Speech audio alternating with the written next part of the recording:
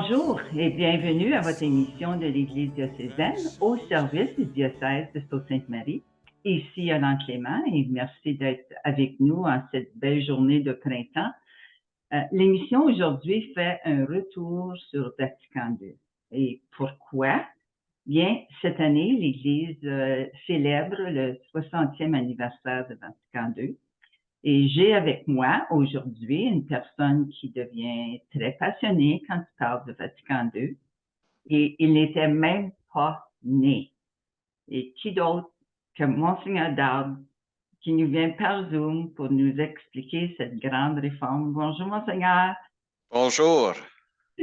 C'est bien, c'est vrai qu'il n'était pas au monde, mais et C'est vrai, mais ma vie a été beaucoup influencée par Vatican II. Pour nous tous, bien sûr, parce que c'est un concile qui a changé beaucoup de choses dans l'Église, mais aussi dans ma vie personnellement. J'ai été beaucoup touché par le concile et les documents, spécifiquement les 16 documents du concile. excellent, on a bien hâte d'entendre ça. Et pour les gens à l'écoute, je tiens à vous souligner qu'il y aura deux émissions sur Vatican II. Durant cette première émission, on va surtout adresser le pourquoi de Vatican II, les résultats évidents, moins évidents, et évidemment parler indirectement des documents. Mais la semaine prochaine, on ira plus en détail des documents qui ont découlé de Vatican II. Alors, pour commencer, Monseigneur, je partage quelque chose que peut-être vous ne savez pas. Ça arrive pas souvent, ça. Mais là, lors du 50e anniversaire de Vatican II, l'Église diocésaine a produit 16 émissions sur le sujet. Et les gens peuvent encore visionner ces émissions sur YouTube. Et je tiens à remercier M. Émile Guy, le réalisateur de l'Église diocésaine à ce temps-là, qui nous a suggéré de faire un retour sur Vatican II et son 60e anniversaire. Alors, merci encore, M. Guy. Alors, Monseigneur, retournons à 60 ans passés. J'ai quelques mémoires comme enfant, mais j'ai dû faire beaucoup de recherches, évidemment, pour me situer dans le contexte. Semble-t-il que le pape le pape Jean XXIII a étonné le monde en annonçant Vatican II. Parlez-nous du pourquoi derrière cette décision et cette annonce. Bon, l'étonnement des gens était pour plusieurs raisons, mais surtout deux raisons en particulier. Premièrement, on appelle ça le deuxième concile du Vatican parce qu'il y a eu un premier concile du Vatican. C'était au 19e siècle. Et dans le premier concile, il y a eu une déclaration solennelle qui définissait l'autorité du pape sur l'Église. Alors, bien sûr, il avait déjà une autorité, c'était présumé, mais avec ça, c'était déclaré d'une manière formelle. Puis il y a des gens, après ça, qui ont dit, enfin, on n'a plus besoin d'avoir des conciles.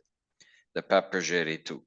Alors, malheureusement, il y a eu des gens qui pensaient comme ça, comme si le pape était comme le monarque qui gérait tout, comme le président d'une grande compagnie. C'est pas ça. L'Église, depuis ses origines, oui, il y a des gens avec des responsabilités, mais on se réunissait pour parler des différentes questions, résoudre des problèmes par consensus. C'était la manière de gérer les choses entre guillemets. Donc, les conciles, il y a une longue histoire d'avoir des conciles et les conciles écuméniques veut dire de tout le monde, de tout le monde qui participe. C'est pas un concile régional, c'est un concile mondial. Alors, le mot écuménique veut dire ça. On a ça à peu près une fois chaque 100 ans. C'est la moyenne à peu près. Il y a des périodes où on passe quelques siècles avant d'avoir un et d'autres où on a plusieurs dans un même siècle, mais c'est à peu près ça. Alors, les gens ne s'attendaient pas à un concile, comme je dis, parce que plusieurs disaient on n'a plus besoin de ça. Deuxièmement, souvent, un concile est convoqué parce qu'on vit des problèmes. Il y a une problématique en particulier. Au 19e siècle, c'était l'époque des révolutions. Il y avait toutes sortes de révolutions contre les différents rois, contre les différents gouvernements en Europe. Donc, toute la société était bouleversée et l'Église aussi. C'était normal de convoquer un concile, comme je dis, pour résoudre la question. Avant ça, c'était la réforme protestante, quand le protestantisme avait commencé. Il y a un concile pour regarder cette question et déterminer comment répondre. Mais en 1958, 59, 60, 61, l'Église allait assez bien. Sur toutes sortes de mesures. Il y avait beaucoup de monde à la messe, il y avait beaucoup de prêtres, beaucoup de sœurs, beaucoup de vocations. Alors, le pape annonce un concile, puis les gens se posaient la question, mais où est le problème? Pourquoi réunir tous ces gens? À l'époque, il y avait plus que 2000 évêques dans le monde. Alors, de ramasser tous ces gens pour un concile, quand il semblait ne pas avoir de questions qui pressaient, il y a des gens qui étaient très surpris par ça. Mais Jean 23, qui a annoncé le concile peu après son élection comme pape, a dit que c'était vraiment sur une sorte d'inspiration de l'Esprit Saint. Il a senti que le moment était arrivé pour l'Église de faire cette étude, pas parce qu'il y a des choses actuellement ou dans le passé qu'il faut regarder, mais pour se tourner vers l'avenir. N'oublions pas que le 20e siècle avait vécu premièrement Première Guerre mondiale, Deuxième Guerre mondiale, et c'était l'époque maintenant où le danger des armes nucléaires, le danger d'une guerre nucléaire était dans l'air, toute la décolonisation des pays en Afrique, etc. Alors la société, peut-être pour nous, dans le nord de l'Ontario, on ne voyait pas tous ces changements, mais dans le monde entier, il y avait beaucoup de choses qui changeaient et la planète devenait plus petite avec les avions, avec les moyens de communication. C'était ça le génie de Vatican II. C'était de dire le monde change. Les aspects de la culture changent. Puis il faut qu'on commence à regarder ça maintenant. Et ce n'est pas un groupe de gens qui ont dit faisons ça, c'est vraiment le pape lui-même sous cette impulse cette inspiration de l'Esprit Saint qui a convoqué ça. Alors, c'est une des raisons pour lesquelles c'est un concile remarquable, juste sur le plan historique. Mais c'est prophétique, dans le fond. Exact. Prophétique. Il y a même des documents de Vatican II qui incluent des prophéties. Ils disent, si on fait telle affaire, voici ce qui va arriver. Sans qu'il y ait une preuve que ça va arriver. C'est la définition même de prophétie. Wow. Nice.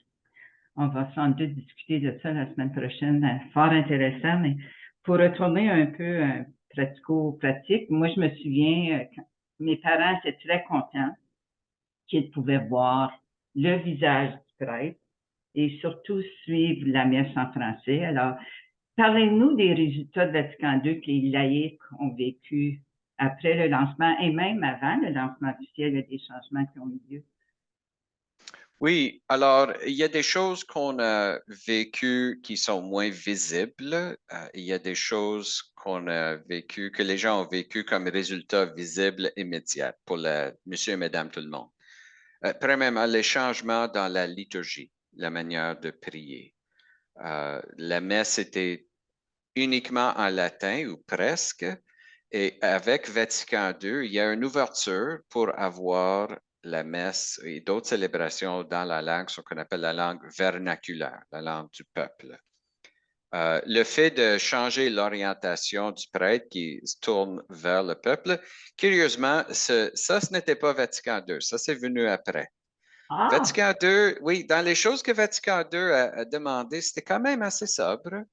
Il n'y a pas eu de révolution dans la manière de célébrer. C'est pas ça que Vatican II a demandé.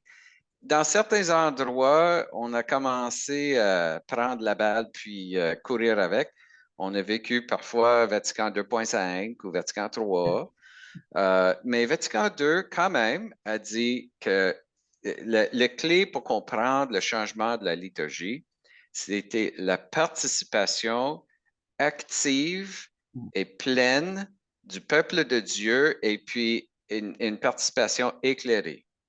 L'idée, c'était qu'on voulait que les gens comprennent ce qui se passe.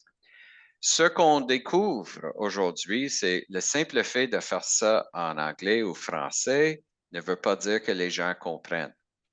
Alors, Vatican II n'est pas achevé encore. Il y a toujours un appel à aider les gens à mieux comprendre et saisir l'importance de la célébration liturgique. Et on dit que ça prend au moins 100 ans pour qu'un concile soit reçu pleinement par l'Église, peut-être même plus. Et donc, je pense qu'on a encore du pain sur la planche, on a encore des choses à travailler. Mais l'aspect visible pour les gens, c'était surtout la possibilité de prier la messe dans la langue du peuple. D'autres changements visibles on a vus, il y a eu une grande ouverture sur les autres églises. Il y a une époque où, par exemple, si un catholique se mariait avec un protestant, on ne pouvait pas faire ça dans l'église. On était obligé de faire ça dans un autre endroit, comme la sacristie ou ailleurs. Et que notre relation avec les autres églises, même si sur le plan personnel, on connaît des situations où c'était très chaleureux, quand même dans la discipline de l'Église, c'est comme si c'était nous et les autres. Et le mouvement écuménique qui avait commencé je pense que c'était en 1910, l'Église catholique a décidé, nous allons faire partie de ça. Et aujourd'hui, l'Église catholique prend vraiment le leadership du mouvement écuménique. C'est remarquable. Et les partenariats que ça ouvre, la possibilité juste de ces amitiés entre personnes de différentes églises. Et j'ajoute d'autres religions. Une autre chose, le fait qu'on voit, par exemple, des images du pape qui rencontre des rabbins, des imams, des musulmans, etc., ça, c'est un fruit de Vatican II. Parce que Vatican II a vraiment réfléchi sur comment faire ça sans compromettre notre foi, sans nier la foi que nous avons reçue dans notre tradition, mais quand même entrer en dialogue avec d'autres. Alors, le thème de dialogue qui était peu utilisé avant Vatican II. Aujourd'hui, tout le monde parle, il faut dialoguer, il faut avoir du dialogue. C'est vraiment Vatican II qui a lancé ce thème, même dans la culture populaire, non pas uniquement ecclésiale. Et donc, ce sont des choses que, pour certaines personnes, c'était mêlant de voir ces changements. L'idée qu'il y a quelque chose dans l'Église qui pourrait changer, il y avait une mentalité que c'est tout ou rien. Rien peut changer ou tout peut changer. Non, c'est pas ça. Vatican II a dit il y a des choses qui doivent demeurer, l'essentiel de la foi que Jésus nous a donné, mais il y a des choses secondaires qui peuvent être adaptées pour que les éléments principaux soient mieux transmis, mieux saisis, mieux compris. Alors, c'est vraiment ça que Vatican II cherchait à faire.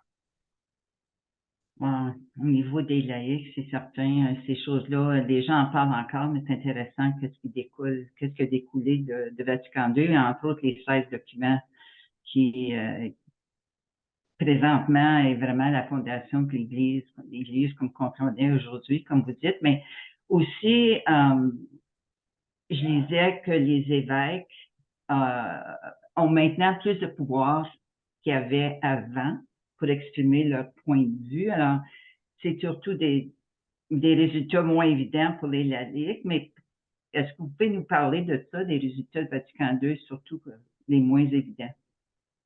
Oui, vous mentionnez le rôle d'un évêque dans son diocèse. Il y a beaucoup de gens qui pensaient que l'évêque était comme un employé du pape, comme un vice-président régional de l'Église incorporée. Comme je dis, ça c'est le modèle où c'était très hiérarchique, mais ce n'est pas ça du tout. On dit que le pape, par exemple, un de ses titres, c'est le vicaire du Christ. Mais le mot vicaire veut dire, c'est pas le principal. Un vicaire n'est pas le principal par définition. Le principal, c'est le Christ. C'est lui la tête de l'Église. Vicaire veut dire qu'il tient la place d'eux. Comme un vice-président, le mot vice veut dire qui tient la place du président. Autrefois, dans la colonie ici en Amérique du Nord, il y avait un vice-roi. Un vice-roi, c'est celui qui tient la place du roi. Alors, ce que Vatican II a dit, c'est que dans chaque diocèse, l'évêque diocésain est le vicaire du Christ pour son diocèse. Il n'est pas le vicaire du pape, il est le vicaire du Christ. Et donc, les évêques, ça veut dire que les évêques sont appelés à travailler ensemble, de développer, oui, entre guillemets, gérer leur diocèse, mais c'est beaucoup plus qu'une gestion administrative, c'est être un leader spirituel, celui qui enseigne, celui qui célèbre, qui partage la vie de ces gens. Le modèle de l'évêque qui est très haut, puis peut-être il daigne nous parler ou quelque chose comme ça. Non, c'est l'idée maintenant, c'est l'évêque pasteur parce que Jésus est le bon pasteur et l'évêque, c'est le vicaire du Christ, le vicaire du bon pasteur. Et donc, on ne tient pas le pape pour notre modèle. Moi, je n'attends pas, je ne regarde pas le Twitter du pape le matin pour voir ce que je devrais faire pendant ma journée. Non, non, nous avons cette autonomie en communion et cette relation de communion entre les évêques s'appelle la collégialité.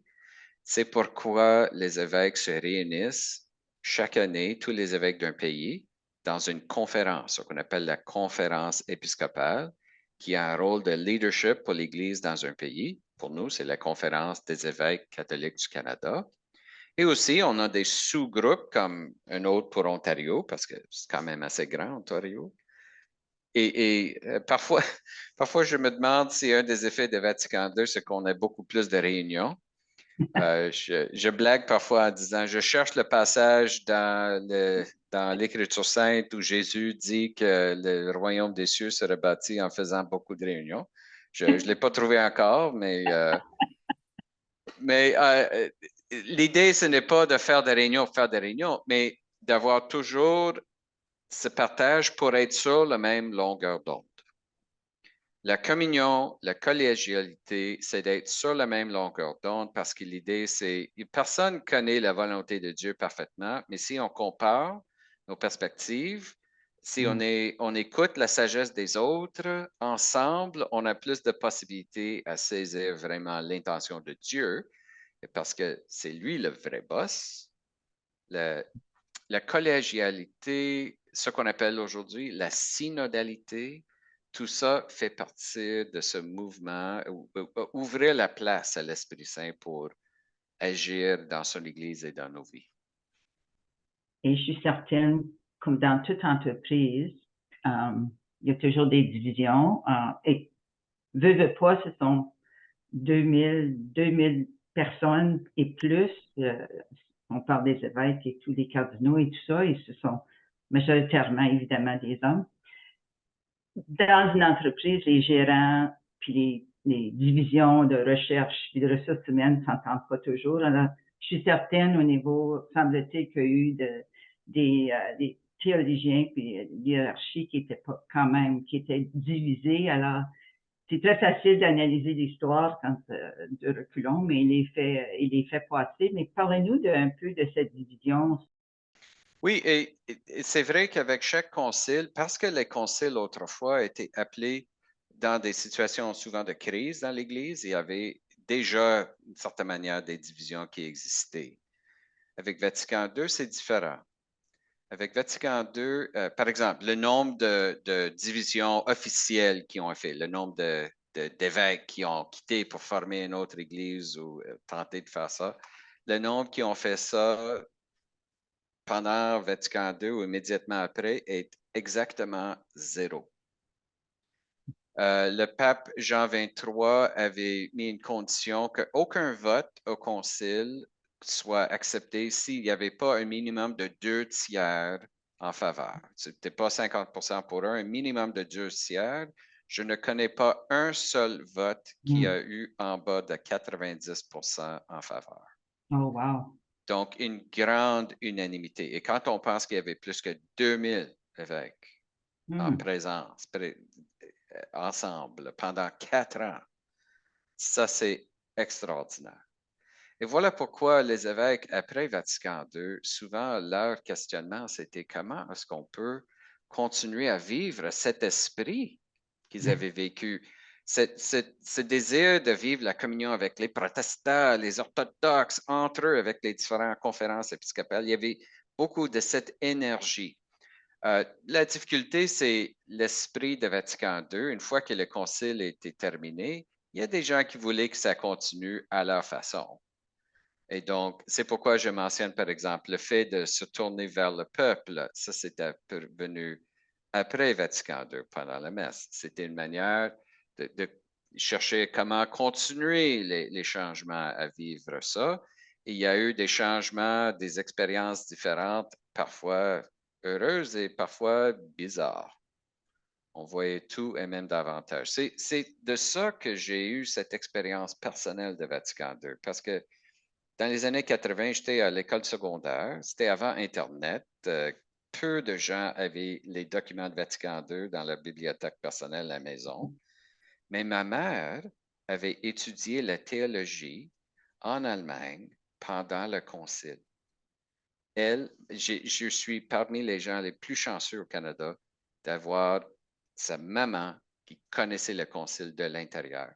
Alors, j'arrive un jour de l'école, puis je dis, Maman, mes profs de religion, il y a un prof qui dit Vatican II dit X, un autre qui dit Vatican II a dit Y, puis ils disent pas la même chose. C'est même des choses opposées. Alors, qu'est-ce que Vatican II a vraiment dit? Et puis, elle est allée à la bibliothèque et a cherché son livre. Elle avait les documents aussi, un volume des documents en anglais. Puis, elle m'a passé ça. Puis, elle m'a dit, si tu veux voir l'action de l'Esprit Saint dans l'Église, lisez les documents. Mm. Elle m'a donné ça. Et je me suis posé la question, est-ce que je veux voir l'action de l'Esprit Saint dans l'Église? Oui, je veux voir ça. Alors, à l'âge de 16 ans, 17 ans, j'ai commencé à lire tous les documents de Vatican II. Oh mon Dieu. Et j'ai toujours le même volume. Les pages sont jaunes, la couverture est déchirée. Mais je conserve ça, c'est comme un relique pour moi, c'est un objet saint parce que c'était un moment pour moi d'avoir cette ouverture d'esprit que l'Église, oui, c'est géré par les hommes et les femmes et nous tous ensemble, mais derrière tout ça, il y a un pouvoir qui nous inspire.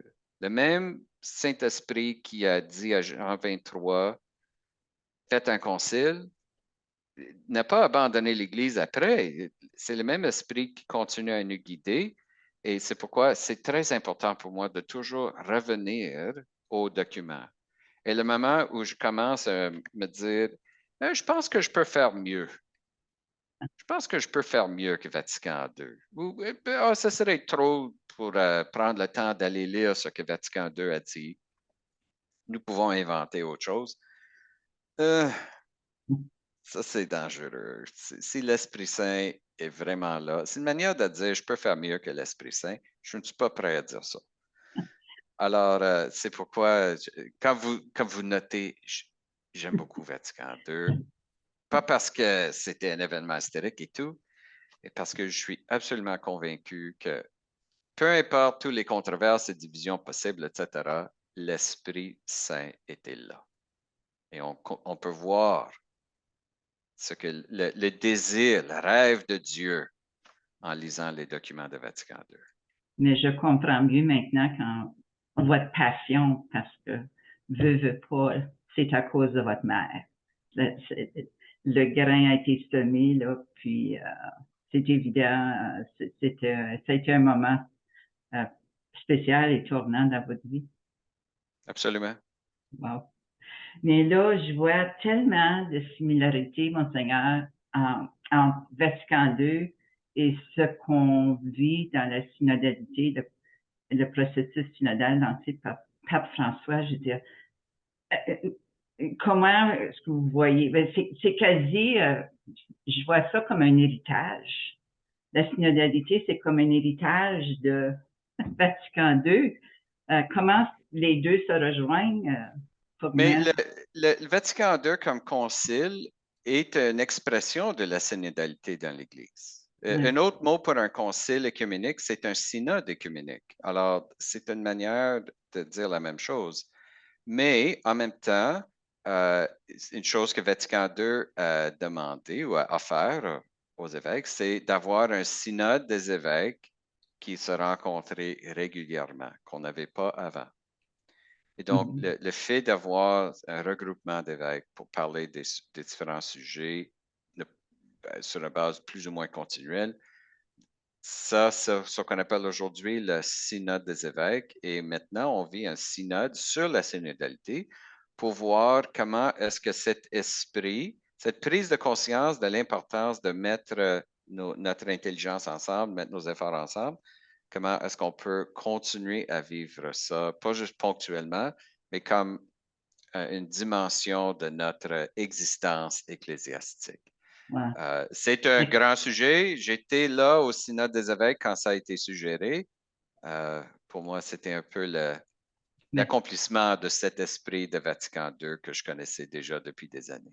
Ben, excellent, Monseigneur. Puis on va continuer dans la deuxième partie. C'est fort, fort intéressant. Alors, je vous remercie d'avoir pris le temps de me rencontrer. Puis, et vous, à la maison, n'oubliez pas, revenez-nous la semaine prochaine. Merci d'avoir partagé cette demi-heure avec Monseigneur et l'Église diocésaine. Alors, que la joie de l'Esprit Saint en vous rayonne pour les autres qui vous entourent.